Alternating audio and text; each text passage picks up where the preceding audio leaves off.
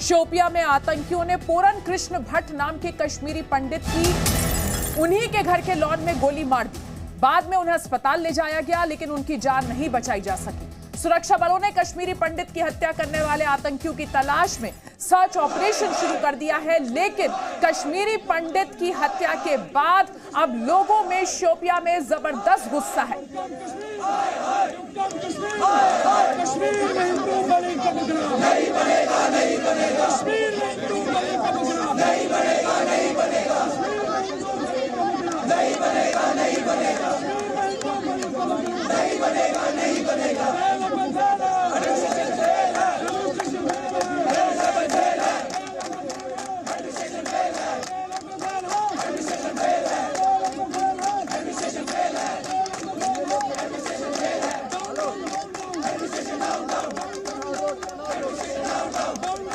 ये dragon fruit की खेती करके हर एकड़ में हर साल 12 लाख तक कमा लेते हैं। आपको भी करना है तो फ्रीडम ऐप को अभी डाउनलोड कीजिए।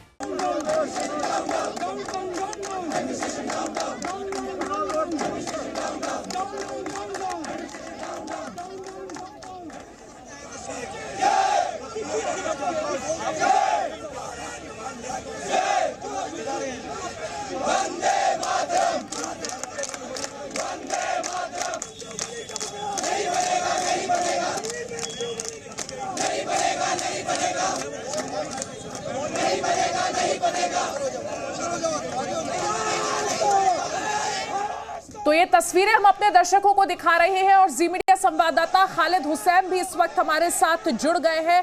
खालिद, ये जो टारगेट किलिंग हुई है, इसे लेकर लोगों में जबरदस्त गुस्सा है। लोग सड़कों पर उतर आए हैं और प्रदर्शन कर रहे हैं। कश्मीर में हिंदू नहीं मरेगा।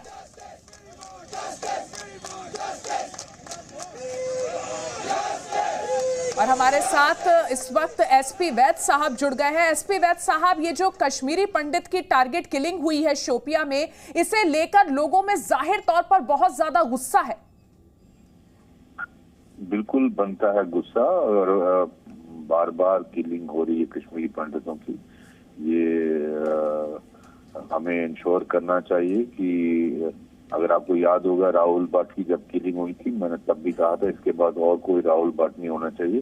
या तो हम इंश्योर करें कि इनका हर चीज प्रॉपरली रिव्यू करके कि उनका रहने वाली जगह प्रोटेक्टेड है, उनका काम करने वाली जगह प्रोटेक्टेड है, उनका जो बीच में आना जाना है वो प्रोटेक्टेड है। या तो वो इंश्योर करें। अगर हम नहीं कर सकते तो मुझे नहीं लगता हमें प्रेस्टीज इशू पे बैठना चाहिए। अगर टेम्परेरी इनको यहाँ भी आना पड़े, मैं नहीं समझता गवर्नमेंट्स को प्रेस्टीज इशू में इसमें ये हालांकि गवर्नमेंट का स्टैंड है कि यही तो टेररिस्ट चाहते हैं कि यहाँ से माइग्रेट कर जाएं, और तो उसमें उस संदर्भ में मेरा ये कहना है कि इनको डिफेंसिव ट्रेनिंग देनी चाहिए, हथियार देने चाहिए। अगर इनको कोई मारता है तो ये भी उसको मारने की हिम्मत हो, इनको ट्रेनिंग हो। डिफेंसिव ट्रेनिंग देना आजकल कोई मुश्किल नहीं है, हथियार देना कोई मुश्किल नहीं है। इनको लाइसेंसेस देने चाहिए, और हमें इंश्योर करना है कि एक प्रॉपर रिव्यू किया जाए, ताकि आप देखिए ऐसी कोई किलिंग ना हो। अगर आप देखें ज्यादातर टारगेट कश्मीरी पंडितों को किया जा रहा है, या आउटसाइडर जो लेबर है, जो डेवलपमेंट का काम कर रही है, या जो इलेक्टेड रिप्रेजेंटेटिव है, जो इंडियन डेमोक्रेसी को रिप्रेजेंट करते हैं, या फिर पुलिस, जेएन की पुलिस के लोगों को। तो इनका हमें एक होलिस्टिक रिव्यू लेकर इंश्योर करना है कि ये साफ कर, बिकॉज पाकिस्तान कश्मीर में अपनी गेम लूज कर रहा है। पिछले 35 साल की इन्वेस्टमेंट वो इतनी आसानी से जाने नहीं देगा, और ये आपके जख्म है जिसको बार बार कुरेदता है, वो कुरेदने नहीं देना है उसको। बिल्कुल बिल्कुल। एसपी वैद साहब, आप बने रहिए हमारे साथ अमित रैना भी जुड़ गए हैं, कश्मीरी पंडितों के मुद्दों को लगातार उठाते रहे हैं। अमित, जिस तरीके की तस्वीरें इस वक्त हम देख रहे हैं, एक कश्मीरी पंडित को दोबारा से निशाना बनाया गया और उसके बाद लोग सड़कों पर उतर आए हैं, और फिर वही सवाल, आखिर कश्मीरी पंडितों को सुरक्षित कब महसूस होगा कश्मीर में? देखिए, ये सरकार के लिए फिर से चेतावनी है, और सरकार के लिए फिर से एक निशानदाही है कि कश्मीर में जो चल रहा वो जिहाद है, और जिहाद का अक्सर आप विकास से नहीं उतर सकते। क्योंकि अगर जिहाद का सर विकास से कुछ चलना होता तो यूरोप में जिहाद नहीं हो रहा होता, अमेरिका में जिहाद नहीं हो रहा होता, और देश के विश्व में कई ऐसे देश जो प्रगति डेवलप्ड नेशन है उनमें जिहाद नहीं चल रहा होता। तो जिहाद का सर आपको जिस तरीके से कुचलना है, सरकार वो प्रयास नहीं कर रही है कश्मीर में, और ये सबसे बड़ी इसका सबसे ज्यादा खामियाजा अगर कोई भुगत रहा है तो वो है हिंदू समुदाय जो जम्मू कश्मीर में रहता है, चाहे वो कश्मीरी पंडित समुदाय हो, चाहे वो व्यक्ति हो जो आज जम्मू कश्मीर में अपनी सेवाएं प्रदान कर रहे हैं।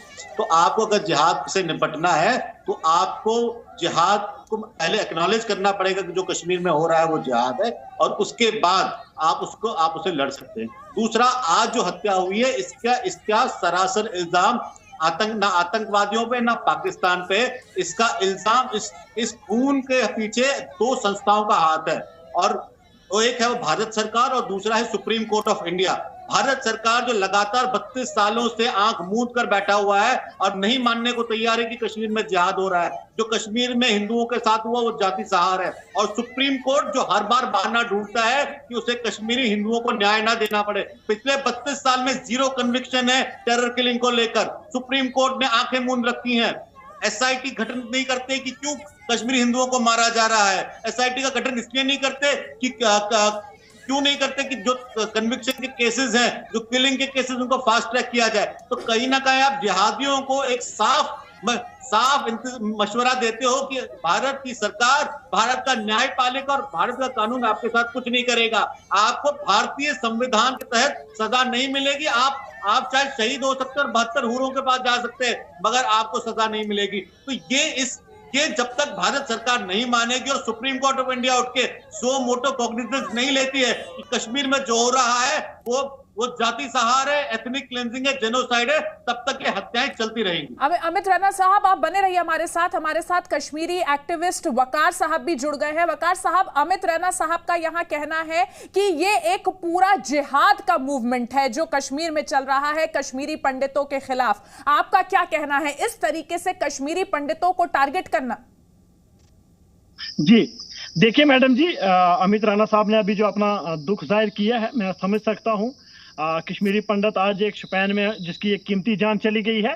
आज से 5 दिन पहले एक पुलिस ने भी एक फायर में एक शोपियान में एक नौजवान की जान ले ली थी, पुलिस की फायरिंग में भी।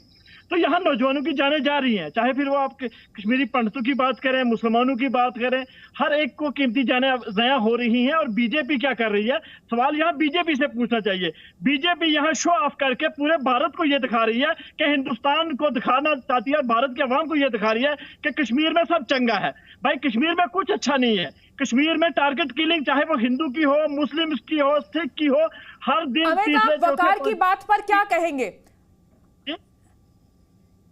और ये तस्वीरें देखिए जिस तरीके से एक और कश्मीरी पंडित की जान गई। परिवार के लिए इस वक्त बेहद भारी ये घड़ी, परिवार इस वक्त गम में डूबा हुआ है।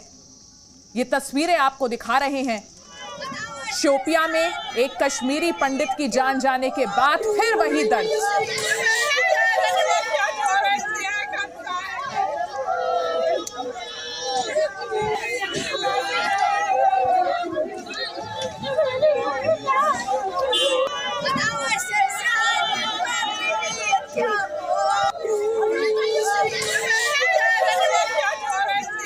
तो पूरन कृष्ण भट्ट नाम के इस व्यक्ति को आतंकियों ने अपनी गोली का निशाना बनाया। और हमारे साथ अमित रैना साहब जुड़े हैं। अमित, वकार का यहाँ कहना है कि ये मामला सिर्फ कश्मीरी पंडितों को टारगेट करने का नहीं है, यहाँ पर हर समुदाय का व्यक्ति इस वक्त एक तरह से निशाने पर है। नहीं, बिल्कुल। देखिए, कश्मीरी पंडित तो सबसे आसान टारगेट है क्योंकि वो तो काफिर है ही। उनके लिए आपको कोई परमिशन की जरूरत नहीं पड़ती है। काफिर को मारना तो बिल्कुल सबाब का काम है। जो बाकी समुदाय के लोग हैं, खासकर जो मुसलमान लोग हैं, उनको काफिर का नाम देकर मारा जाता है। तो कहीं ना कहीं वो पुलिस वाला होता है तो उसमें मार दिया जाता है कि भारत हिंदू सरकार के लिए काम कर रहा है, भारत सरकार के लिए काम कर रहा है। एक लड़की को इसलिए मारा जाता है क्योंकि वो काफिर बन चुकी है, क्योंकि वो अब परफॉर्मिंग आर्टिस्ट बन चुकी है। तो ये आज की डेट में कश्मीर में हिंदू तो क्लियर टारगेट है, क्योंकि वो हिंदू है, उसके लिए आपको जस्टिफिकेशन नहीं देनी है। उसके अलावा जो बाकी लोग मारे जा रहे हैं उनको गैर मुसलमान घोषित करके मार दिया जाता है, तकफीरी कंसेप्ट लेके मार दिया जाता है कि ये गैर मुसलमान है, ये इस्लाम के राह पर नहीं चल रहे, ये मुर्तद हो गए हैं और इन्हें मार दो, क्योंकि मुर्तद की सजा भी इस्लाम में मौत ही है, और हिंदू काफिर की सजा भी मौत है, मुशरिकीन की सजा भी मौत है, और मुर्तद की सजा भी मौत है। तो ये मौत ये समस्या देखिए, मैं फिर कह रहा हूं, ये जो फेलियर है, ये स्टेट का फेलियर है। पाकिस्तान पिछले 70 सालों से अपना काम कर रहा है और हमको पता है पाकिस्तान क्या कर रहा है। हमें नई बात नहीं है। आज सरकार घोषणा कर देगी कि ये आतंकवादी फ्रस्ट्रेट हो गए हैं, ये आतंकवादी बौखला गए हैं, इसलिए हत्याएं कर रहे हैं, मगर हत्या तो हो रही है ना। आपने क्या किया उस बौखलाहट को हैंडल करने के लिए? आपकी अमित, हमारे साथ पूर्व डीजीपी एसपी वैद साहब भी जुड़े हैं और वो इस पूरे मामले में, क्योंकि उन्होंने जम्मू कश्मीर में सुरक्षा व्यवस्था को इतने बुनियादी स्तर पर देखा है। एसपी वैद साहब, अमित रैना साहब की आपने बात सुनी, वकार अपना पक्ष रख रहे हैं। इन सब चीजों में ये जो तमाम मसले यहां पर हैं, इनमें आप सुरक्षा बलों के लिए और पुलिस फोर्स के लिए कितना मुश्किल मानते हैं जम्मू कश्मीर में लॉ एंड ऑर्डर को बनाए रखना? देखिए, उनके लिए बहुत चैलेंजिंग है, और ये भी जो अमित रैना जी कह रहे हैं बिल्कुल सही है। बेसिकली जो पाकिस्तान की इस्टेब्लिशमेंट है, उन्होंने जिहाद छेड़ी है कश्मीर में, और इसीलिए माइनॉरिटीज को भी टारगेट किया जाता है, और जो मेजॉरिटी कम्युनिटी के लोग जो